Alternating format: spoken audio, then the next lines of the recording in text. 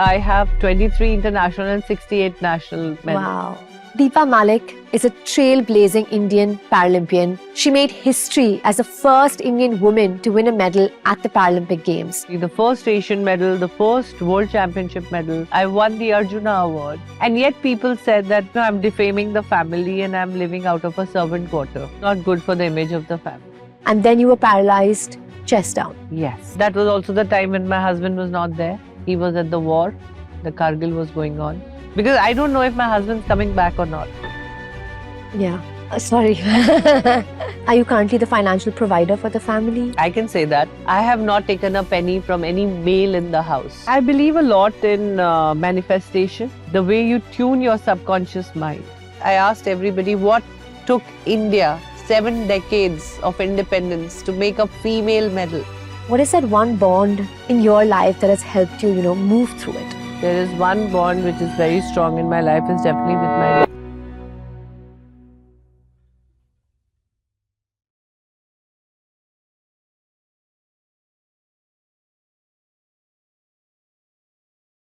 Deepa Malik is a trailblazing Indian Paralympian, motivational speaker, and former president of the Paralympic Committee of India.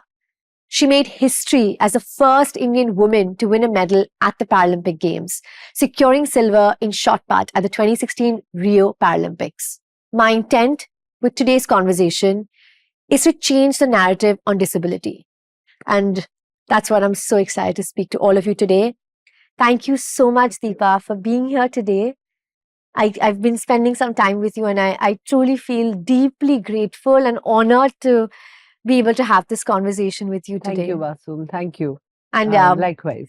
So, I've noticed, because I've been speaking to you for the last half an hour, and you've been using the power of the word, right? And I can see you actioning that. I can see that there's a psychology to it. And we're going to come to your story, but I want to start off with this, right?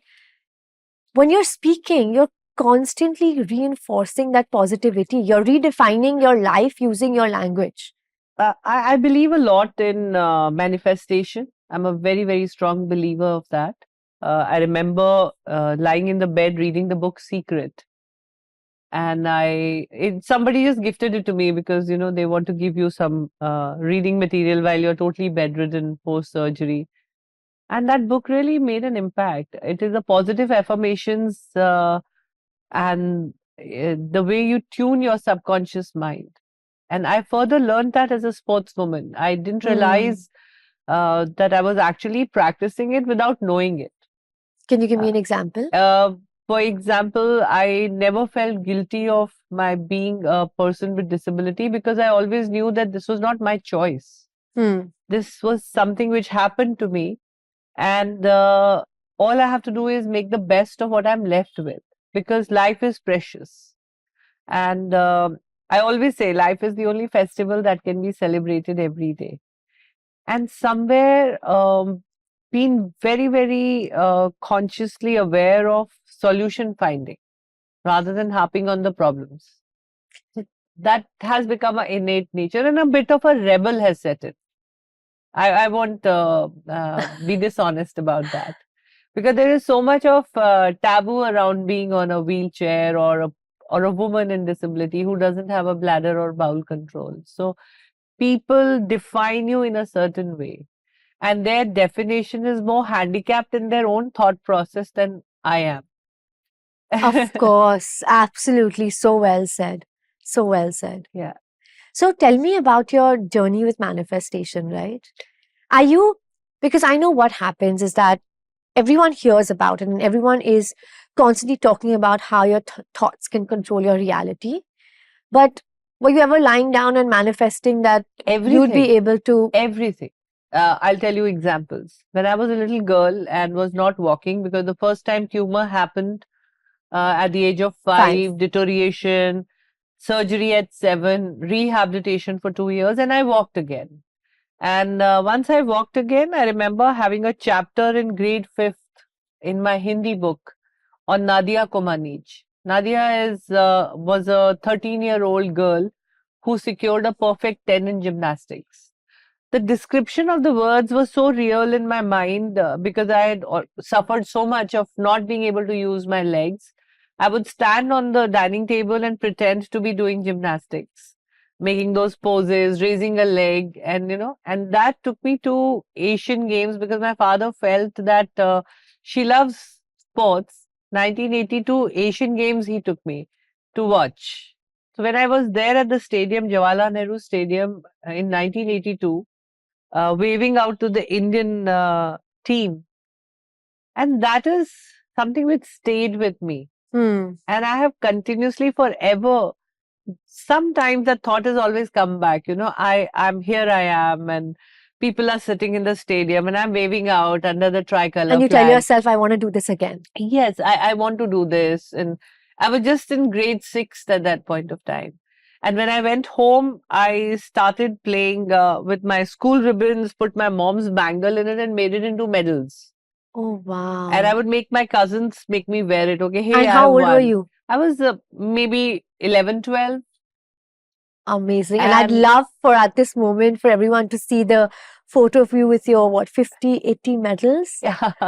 I think 15 national. No, I have 23 international and 68 national medals. Wow. Wow.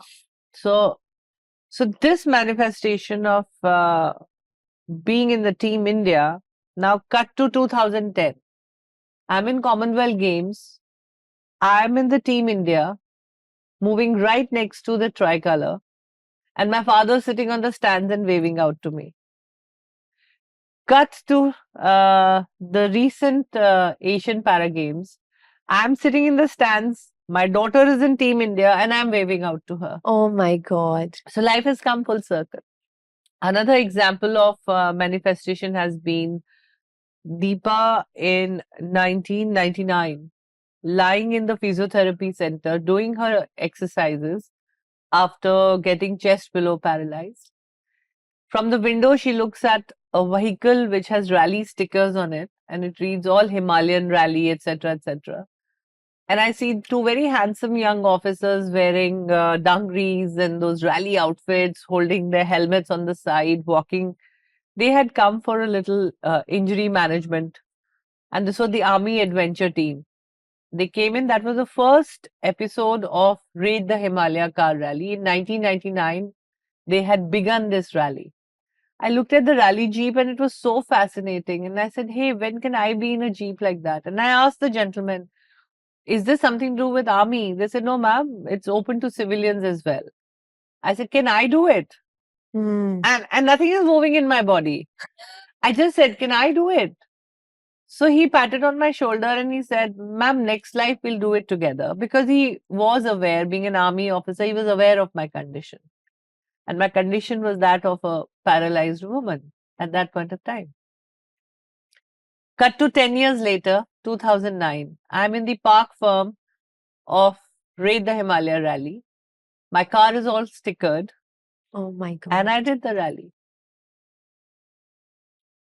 So I think I am a very strong believer of manifestation. I lived in a one-room accommodation in Delhi. When I moved, I closed down my restaurant and I literally, like I said, a bit of a rebel in me was, and I said, I'm going to go to Delhi to play. And I was 40 years old. And when I was moving, everybody was against it. Every member in the family was against it. That's why she's going, it's a new city. Where will she live? And I said, okay, I'm going to do it on my own. And when I lived in that room, playing for my country, from that room, one room, 10 by 12 room, I shared it with my daughter. I lived there for 4.5 years. I made the biggest medals for the country, the first Asian medal, the first World Championship medal, the second consecutive Asian Para Games medal. I made 2 new Asian records. I won the Arjuna Award. And yet people said that, I'm defaming the family and I'm living out of a servant quarter. And, it's not good for the image of the family. And that day I manifested that I'm going to have a house in Delhi NCR. And I had zero finances at that time. I was literally doing rallies and save up from the sponsorship money. I was reaching out to Rotary clubs. I was reaching out to corporates, PSUs to help me sustain my training because we did not have defined policies at that time. And to manifest a house in NCR with full end-to-end accessibility. It just seemed impossible.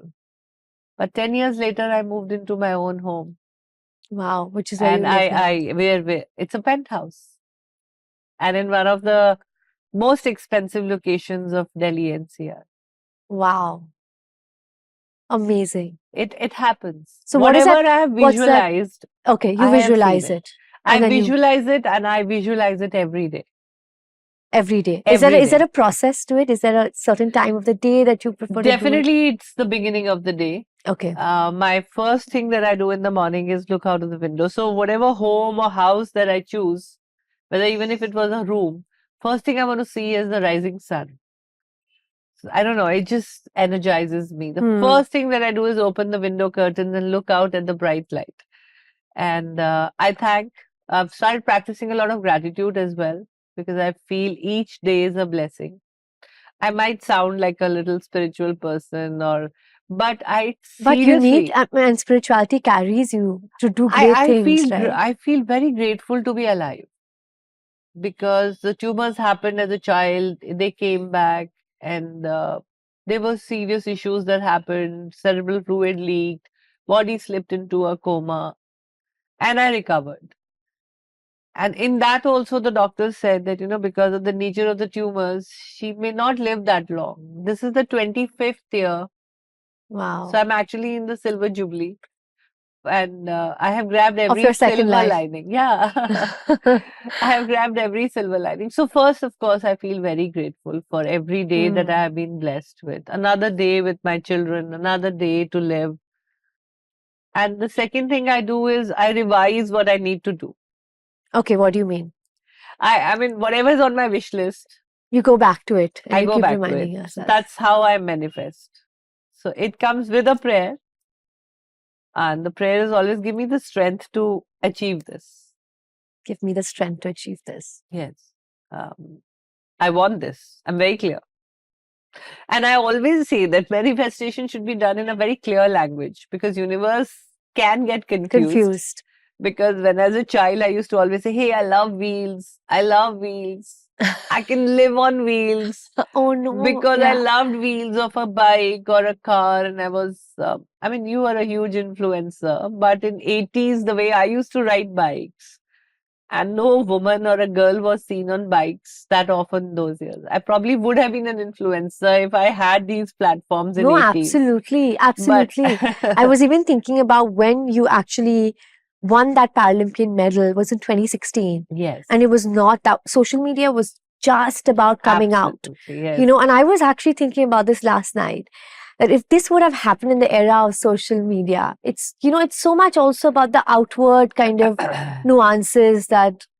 So that, I think somewhere there I have to thank my children, my daughters, especially my elder one. Devika has been the younger outlook that has come, because she keeps me alive on whatever social media that I'm there, and she could bring in the today's aspect. Yes. Sports and pursuing sports and adventure sports has been a great medium to break the generational gap between my children and me. Because whatever I was doing was out of the box. Even if I was playing with children 20 years younger to me. If I was doing adventure activities, mostly people were 2 generations behind me. So I was practically living and, spending my entire time with this generation. That made me better friends with my daughters. So which is great. And they're the best friends you can ever have, right? Absolutely. Absolutely. And we had a role reversal. I always say the mother brings up daughters, but I have been brought up by my daughters. Wow, that's so heartwarming. Because I was like a baby. They had to bathe me. They had to change my diapers. They had to help me in every way. And even if I'm cooking, they are passing the things. Yeah. So it's... and how were they? How were they with you while growing up? Amazing. My elder daughter also had her share of disability. She was 15 months old when she had a head injury by a road accident, and the left of her body got paralyzed. So disability somehow has knocked at her door time and again. First, I was paralyzed as a child, couldn't walk. At 15 months of age, my walking daughter got hit by a biker on the road and she couldn't walk. for some time. And just when we were working hard on her recovery, I had my tumors back. So somewhere again, I looked at it. I just heard my dad say, "Hey, don't feel sad. You're the chosen one. The God, Almighty God knows that you have the power to take on these, setbacks and Challenges. these Yeah. challenges." And then together with my daughter, and again, a lot of credit to Devika, that I say that uh, disability actually gave direction to our lives, and sports gave us the focus. We both have played together internationally and won medals for the country. And now we both run an NGO called Wheeling Happiness, which is empowering other persons with disabilities to overcome their grassroots level challenges if they want to pursue sports or anything else they want to do. So So this has been the trajectory, right? You said that you were the age, you were 5 years old and you had your first tumor was identified, yes, which is when you learned to rewalk again at after about 9 years at about old. 9 years Yeah. old. Then your daughter was 14 months old. I mean, then you carried on, you got married, then you had two daughter. Your first daughter, she was 14 months old. She met with an accident, met She with had. disability. And did she walk and learn to Yes, walk now again? she's a 100-meter and 200-meter record holder in her disability category. Definitely has a bit of a challenge, but she's also chosen sports as a strong medium, and she's working at the United Nations levels for policy making as a youth leader, and has won the Youth Leader Award from the Queen of England, the Wow. Commonwealth Head of State at the Buckingham Palace. She's been Forbes 30 under 30. She's been national record holder for Khelo India. Amazing. So, yeah. And then at the age of 29, how old was your daughter then? When you were 29? Devika must have been about 6.5. Okay. And And you met with disability all over again. absolutely. And then you were paralyzed, chest down. Yes. It was a hospitalization of almost 8-9 months. But that was also the time when my husband was not there. He was at the war. The Kargil was going on. And both the girls were with my parents at Jaipur. Okay. Because, you can take a break for a month, 2 months, but you can't take a break for Yeah. 9 months. Yeah. So it was me, the hospital, and yeah. How in that environment, how do you find the mental strength to? I was just happy being alive. And that's what you just told yourself Yes. every single day. I said I'm going to make. I'm just so happy being alive, because that's, it's strange. Even before I went in for surgery, I was in a preparatory mode, because we knew husband's not coming back. It was 3rd June 1999. Kargil was at his health. The moment the doctors told me, and when the MRI reports came and they said you have to be rushed to a bigger hospital, which is in Delhi. For army, we had referral and research hospital, and a surgery is immediate.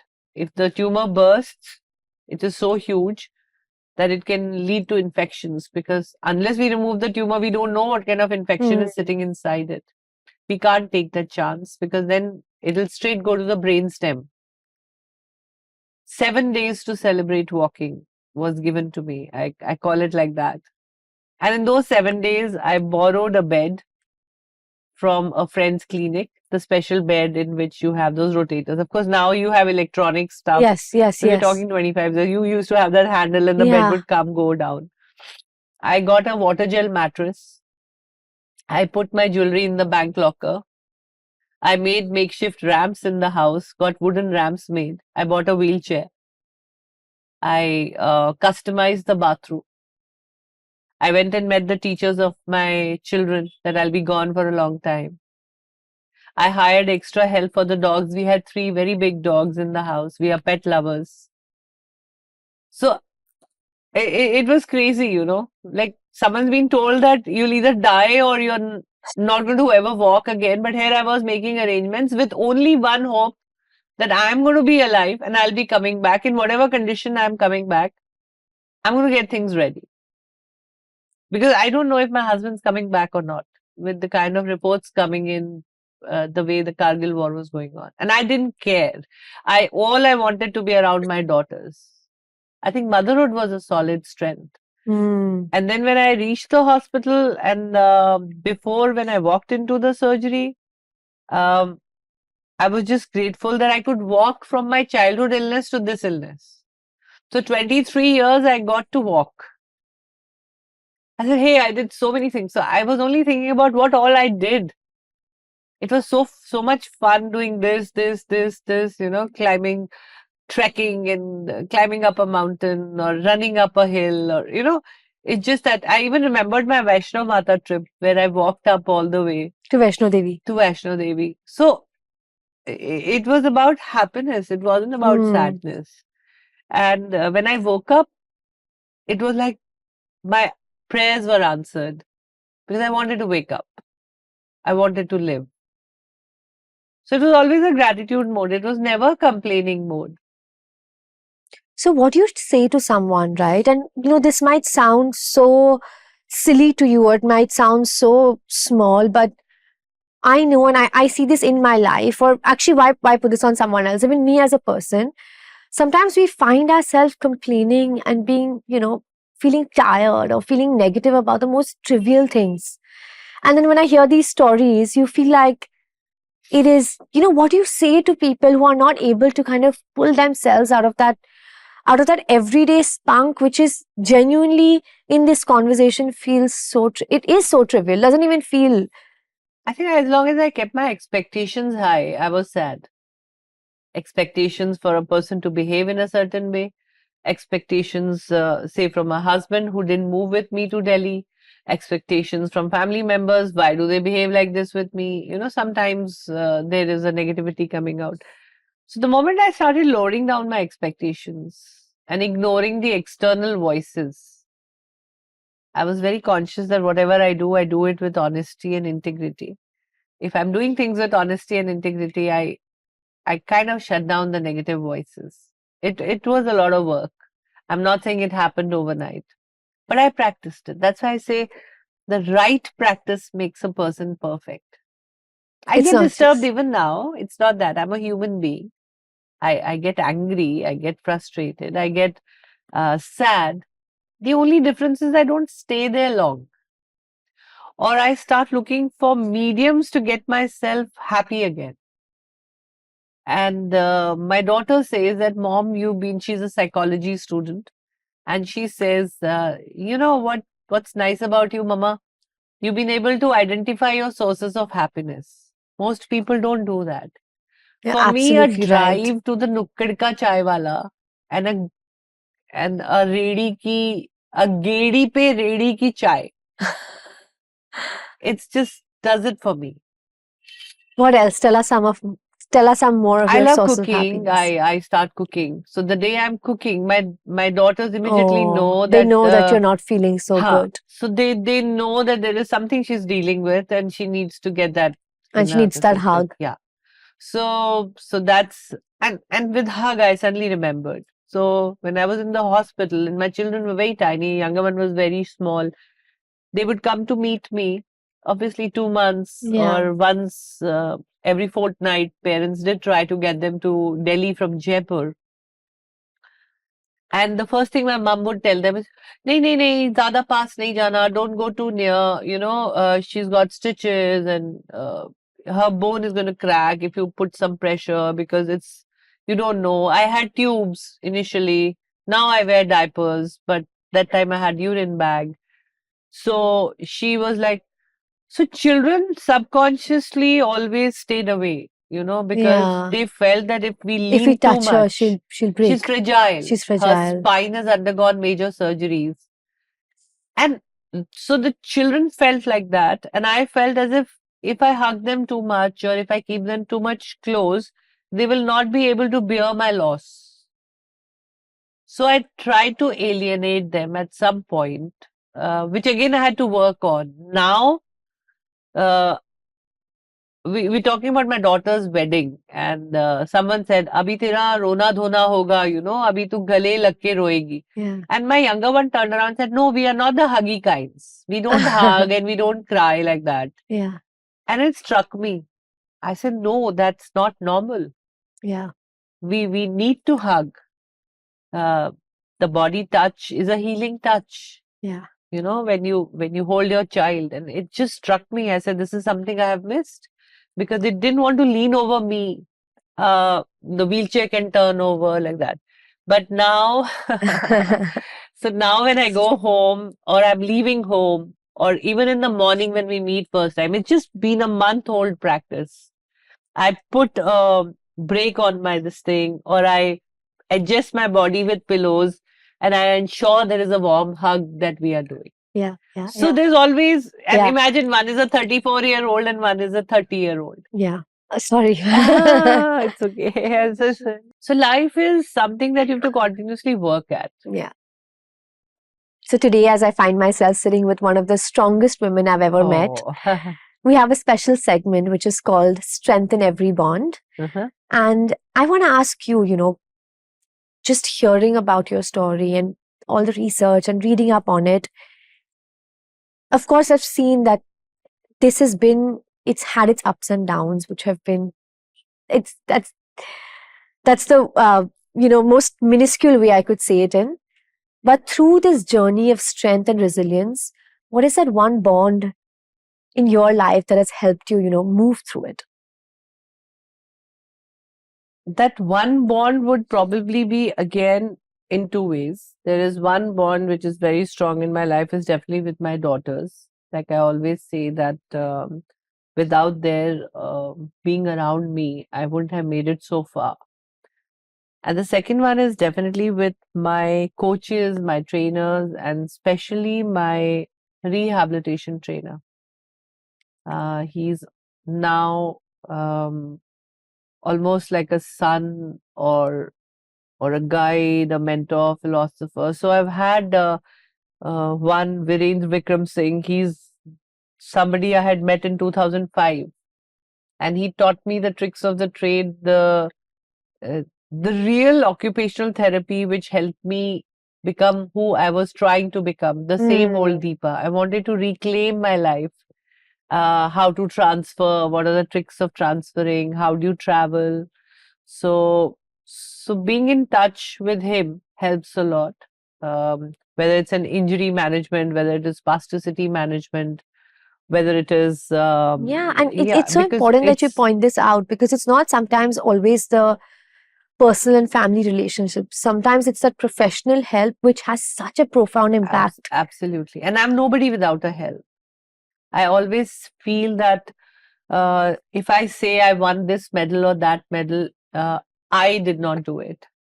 There was definitely a bunch of people who came together, and a lot of factors, whether it's a federation out there, whether it is the government policies, which have now become inclusive. Without the funding, proper funding and training programs, I wouldn't have been able to make it. So I have a very, very strong rally buddies, biking buddies group, and my college and school groups. Wow. They have been amazing. I think Vitamin Friends is again a great healer. Absolutely. I agree with you. So many believe that success is about talent, but you've said time and again that success is about that grit. It's about that resilience to constantly and continuously show up. Absolutely. What is that one mental strength that has had a great impact in your journey for you? Mental strength, I would say, is to not settle for anything less. I believe in excellence, and excellence is not an act, it's a habit. Yeah. And it's every single day. So if I did biking, I did it to create a world record. If I did swimming, I created a world record. Wow. If I did driving, I created a world record. If I played, I won every medal, and the highest one. I wanted to pick up a medal from the Paralympics, despite the fact that my age was not so much in favor, but I did not let that come in the way. So probably the habit of being a perfectionist. And my children sometimes say that, Mom, you have OCD. That's the new term the Gen Z uses for perfection. But I feel perfection comes with a lot of hard work, a lot of determination, self-discipline. And commitment to your goal. Yes, is where the perfection comes in. So if you want to get something done right and complete, it needs that the degree of discipline, the degree of consistency, which nowadays has been called OCD. Yeah. So, I want to ask you that success isn't always about power. It's about transformation. Absolutely. You said it. You said it. And have you had to redefine what success means to you? Time and again. Because if I had not redefined myself, learned and unlearned a lot of things, not innovated new ideas to carry on moving forward, or chosen new roles, I would have stagnated. Because before the unfortunate incident happened when you were 29, before that you had different goals. Yes, right? I was a very happy homemaker. Yeah. And a very dedicated army wife. We have a lot of army welfare duties. Okay. There are a lot of roles that an army wife has to play, and they are very demanding. Being an olive green wife is not an easy task. That also needs a holistic approach to your timetable. You have to do a lot of things, a lot of chores. You have to be there on official duties, official commitments. There are certain dress codes that you have to follow. There is a sense of punctuality there. You have to be on time. There are protocols. Absolutely. So and then at the same time, it used to feast my adventure, a sense of adventure, because army always has riding, swimming, golf, library.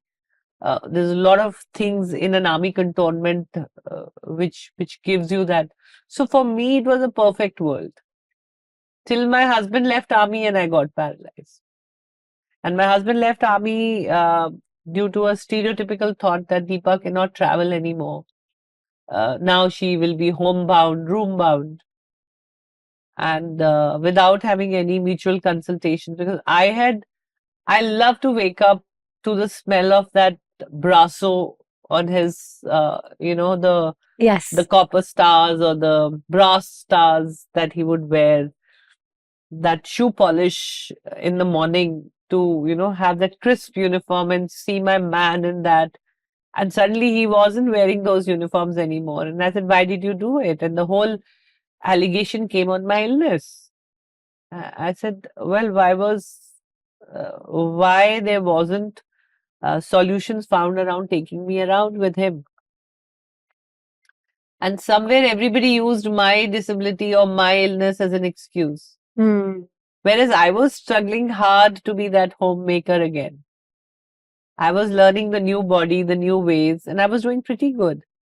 I was still attending family welfare centers. I was still going to the ladies' meet. I was still taking part in cake baking competitions and winning prizes. I had learned driving with adaptive vehicles after fighting for 19 months for a license.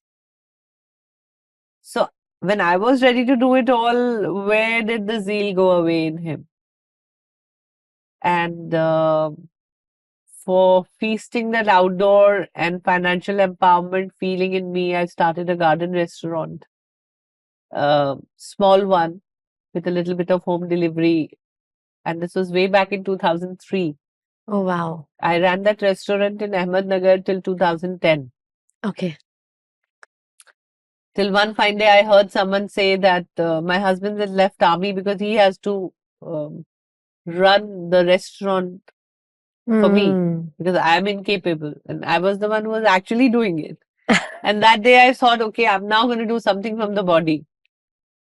And to actually prove that there is, there's no misconception in who's doing it. Yeah, I mean, I think probably again the rebel in me. Yeah. But fortunately for me, that I could channelize my anger or my frustration or the rebelness in me into a positive outcome. And you say transformation. Transformation was always done in a way that They were value addition goals. I wanted to make it a better world for my daughter when she grows up in her disability, because coming from an educated background, yet I was, targeted with this stereotype. So if people in an educated community were not able to accept disability, then how is my daughter going to live? So the transformation of the mindset was important. And everything that I did was towards that.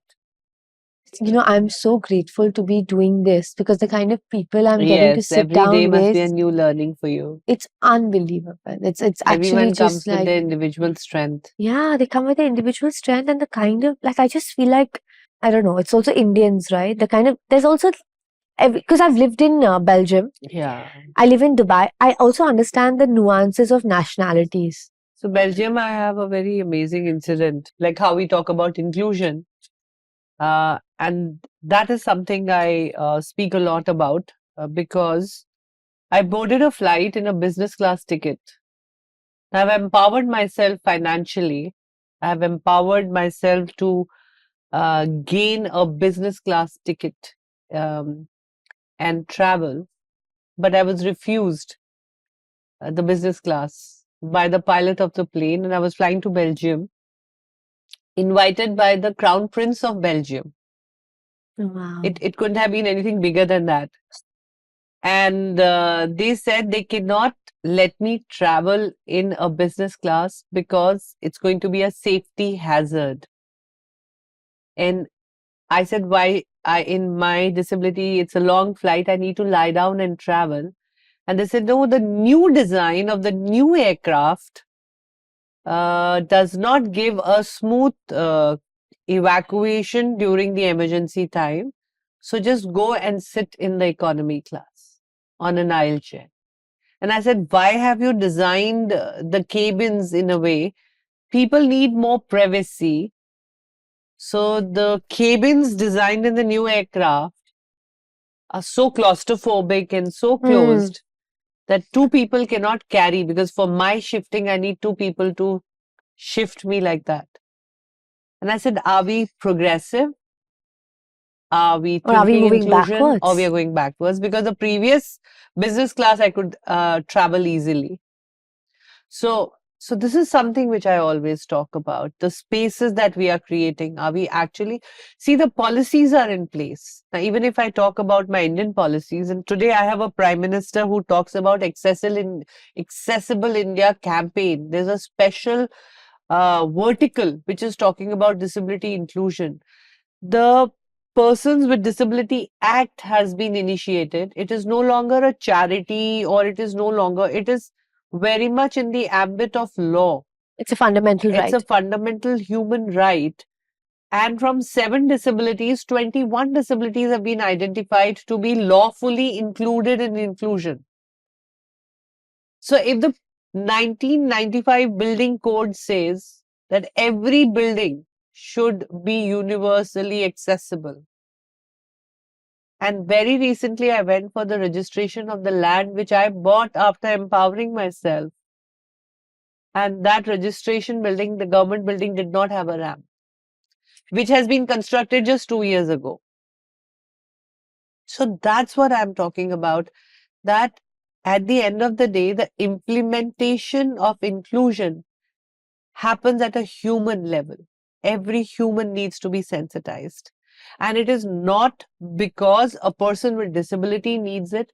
I think an individual suffers disability at one point or the other in their life. It can be form of a temporary injury. It can be a post-surgery recovery. It can be old age. You tend to grow old. You tend to have weakness in your body. There could be a young mother with a stroller. There could be an old person with a walker. It's needed. It's needed. It's not just because you need a ramp for a person in wheelchair. It just eases out a lot of this thing. So and accessibility is not about ramps. We are also talking digital accessibility nowadays. In workspaces, have we created enough inclusive opportunities for various disabilities by using the technology to the advantage? Are we using the right softwares to help a visually impaired work? Yeah. So these are the fields that I very consciously work in, and I do my best. As much reminders I can give, as much advisory boards I can be on, and that also is there in the world of sports. Till 2010, we did not have defined policies. We say we are educated. Now I'm educated. I know how to read and write, right? So I researched how other countries are working around Paralympic sports and what are the policies. I made a project report and I went door to door to politicians, to bureaucrats. And I'm so happy finally there was a prime minister who heard us out. And in 2014, when he took over, 2015, Target Olympic Podium scheme absorbed persons with disabilities in their ambit. And you see the change from 1968 to 2016. India had won only 12 medals. But when the governance, inspirations, intentions, executions of the inclusive policies is done well, then you see the impact. Spike. Now in 2020 and 24, Paris and Tokyo, we had 48 medals. Wow. 2016, when I won the medal, I asked everybody what took India 7 decades of independence to make a female medal. Why? And then in just 2 Paralympics, we have 14 more female medals happening. So that's the power of inclusion. That's the power of inclusion. And I'm very happy that I could serve my country beyond my own medal through these medals as the president. Of course. That must be one of your biggest wins. That's what everybody says. How do you feel about your Rio medal? I said, I feel more empowered by the other 14 medals that female athletes have won. Yeah. I can sense that. I can feel that.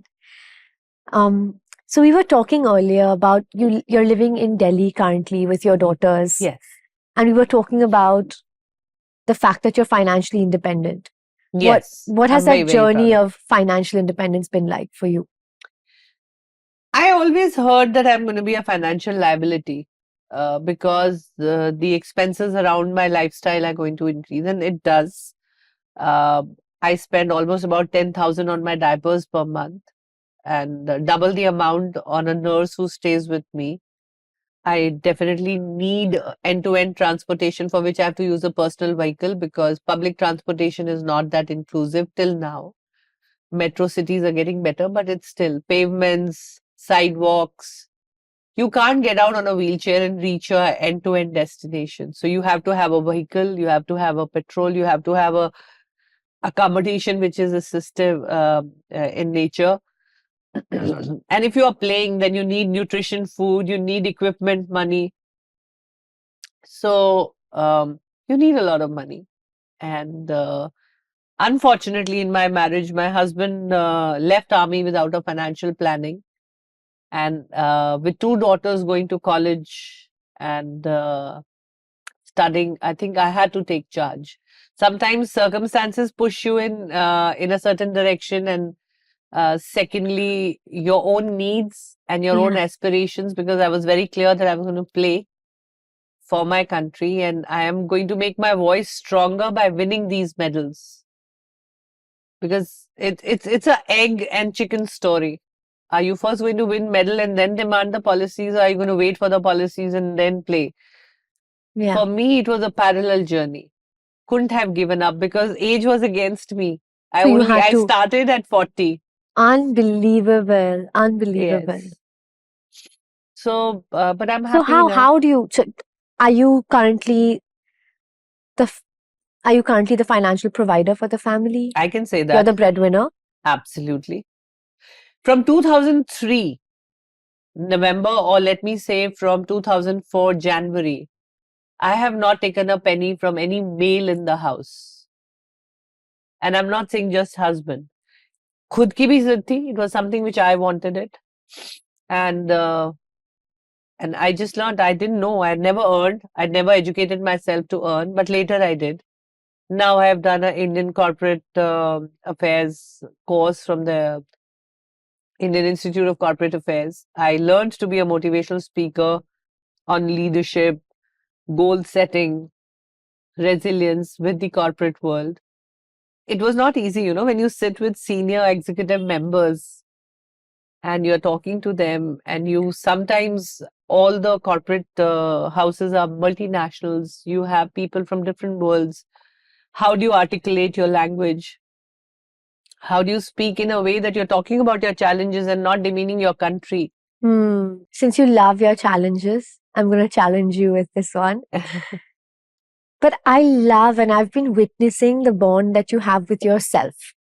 Yes. I feel like it's a very, very strong relationship that you've built. Favorite too. Yes, absolutely. And I can, you're glowing with that statement. And how have you continued to celebrate that bond? Because it's the most important one in our lives. Again, I would say that it's just one life we get. And a person is nothing but a result of the choices they make. But when you look at yourself, yes, how do you not, we're always beating ourselves up. When you look at yourself and how do you not undermine yourself in that moment? Because we're constantly doing that. Probably all of because us. Whatever I undertake, I do it with a lot of honesty. I do it with a lot of, I work very hard. If I don't know anything, then I learn about it. So when I know, I'm being honest with myself. And whatever I'm doing is to the best of my capacity, or maybe a little beyond. So I feel that yes, I'm somebody who's though there is a very thin line between a little bit of ego that sets in, or I am the best. Well, that's also something that I consciously, like I said, I practice gratitude, I practice spirituality.